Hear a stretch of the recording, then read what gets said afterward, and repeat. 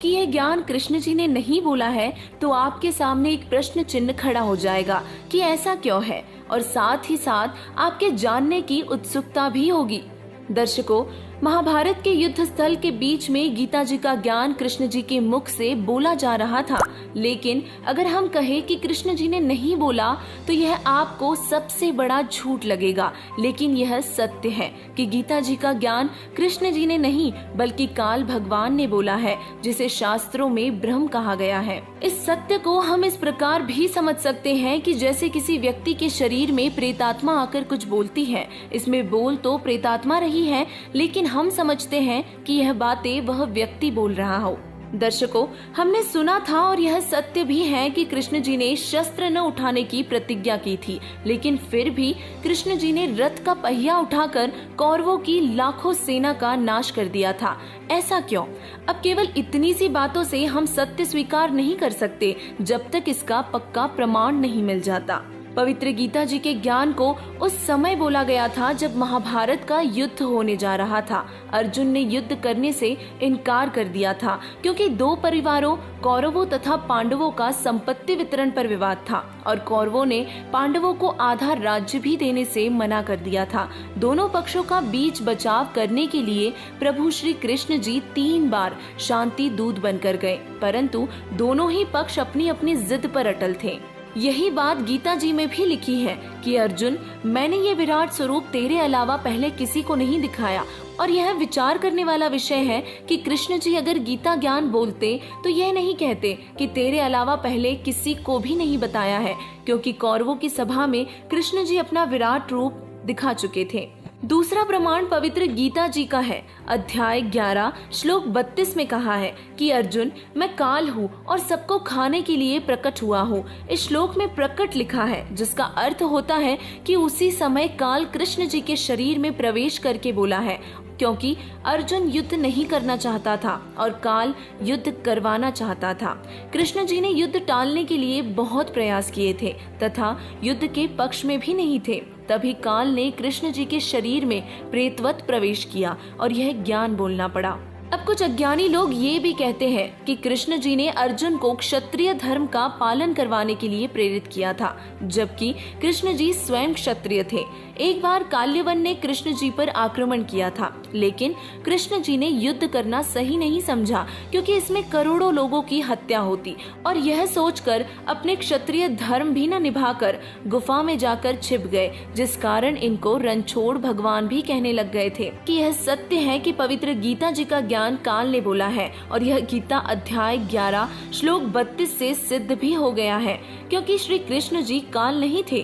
कृष्ण जी ने इससे पहले और बाद में कभी भी नहीं कहा कि मैं काल हूँ।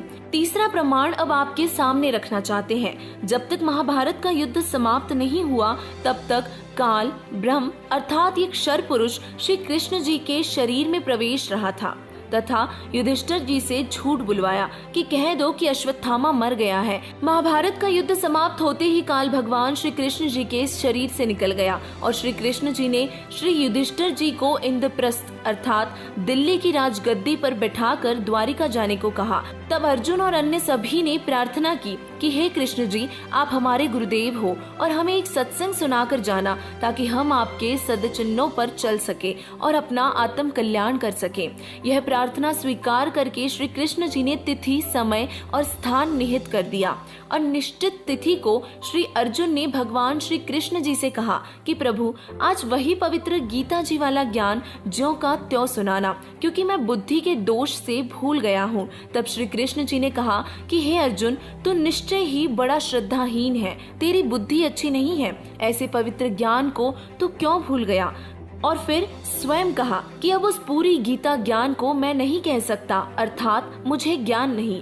और साथ में उन्होंने ये भी कहा कि उस समय तो मैंने योग युक्त होकर बोला था। दोस्तों, कृष्ण जी ने अगर गीता जी का ज्ञान बोला होता तो इस तरह नहीं कहते कि मुझे अब ज्यों का त्यों याद नहीं है। अब आपको यहाँ एक प्रमाण और बताना चाहेंगे कि जब कृष्ण जी को एक शिकारी ने विषाक्त तीर मारा, उस समय कृष्ण जी मृत्युशैया पर थे और तब अर्जुन ने कहा कि भगवान, मैं कुछ प्रश्न पूछना चाहता हूँ। और श्री कृष्ण जी ने कहा कि अर्जुन, पूछ ले, जो कुछ पूछना है, मेरी अंतिम घड़ियां हैं। अर्जुन ने आंखों में आंसू भरकर कहा कि प्रभु बुरा न मानना, जब आपने पवित्र गीता जी का ज्ञान कहा था उस समय मैं युद्ध करने से मना कर रहा था और आपने कहा था कि अर्जुन तेरे दोनों हाथों में लड्डू है, यदि युद्ध में मारा गया तो स्वर्ग को प्राप्त होगा और यदि विजयी हुआ तो पृथ्वी का राज्य भोगेगा तथा तुम्हें कोई पाप भी नहीं लगेगा। हमने आप ही की देख रेख व आज्ञा अनुसार युद्ध किया। प्रमाण के लिए देखिए पवित्र गीता जी के अध्याय 2 श्लोक 37 और 38 में। हे भगवान, हमारे तो एक हाथ में भी लड्डू नहीं रहा, ना तो युद्ध में मरकर स्वर्ग प्राप्ति हुई तथा अब राज्य त्यागने का आदेश आप दे रहे हैं और ना ही पृथ्वी के राज्य का आनंद ले पाए। ऐसा छल युक्त व्यवहार करने में आपका क्या हित था?